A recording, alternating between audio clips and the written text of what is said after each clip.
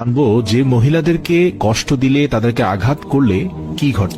হযরত আলী রাদিয়াল্লাহু তাআলা আনহুর কাছে এক ব্যক্তি আসলেন এবং তার দুই হাত রেখে একত্রিত করে বলতে লাগলেন, ইয়া আলী, আমার বিবি আমার ঘরের ঠিকঠাক মতো দেখাশোনা করে না, সে আমার কোনো কাপড় পরিষ্কার করে দেয় না এবং সে ঘরের জিনিসপত্র ঠিকঠাক মতো গুছিয়ে রাখে না। তাহলে কি তার সাথে আমি রাগ করব না? তাকে কিছু মারপিট করা উচিত না? এতটুকু বলার সঙ্গে সঙ্গে হযরত আলী রাদিয়াল্লাহু তাআলা আনহু বললেন, কে বলেছে তোমার বিবির উপর তোমার ঘরের কাজ করা ওয়াজিব রয়েছে? মনে রাখবে, ইসলামে মহিলাদের সম্মানকে যতটা উঁচুতে রাখা হয়েছে ততটা সম্মান অন্য কোনো মাযহাব দিতে পারেনি। আমি আল্লাহ রাসূলের কাছ থেকে শুনেছি, মহিলাদের সবচেয়ে বড় দায়িত্ব হলো সে যেন তার সন্তানকে ভালোভাবে মানুষ করে এবং সে তার সন্তানের দেখাশোনা করে। কিন্তু যদি তার সন্তানের দেখাশোনা করার জন্য তার স্বামীর কাছে সাহায্য চেয়ে নেয়, তাহলে সেটিও চাইতে পারে। আর এখানে তুমি তাকে ঘরের কাজ করার জন্য বলছো।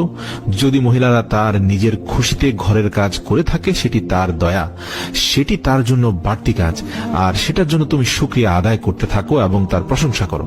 আমি আল্লাহর রাসূলের মুখ থেকে শুনেছি, যে সময় মহিলারা নিজের ঘরের কাজ করে থাকে, সে সময় আল্লাহ রাব্বুল আলামিন ফেরেশতাদেরকে পৃথিবীর মাটিতে নামিয়ে দেন আর বলেন, যতক্ষণ পর্যন্ত এই মহিলা তার স্বামীর ঘরের কাজ করতে থাকবে, ততক্ষণ পর্যন্ত তুমি তার জন্য ইবাদত করতে থাকো, আমি এই সকল ইবাদত তার আমলনামায় যুক্ত করে দেব। সুবহানাল্লাহ।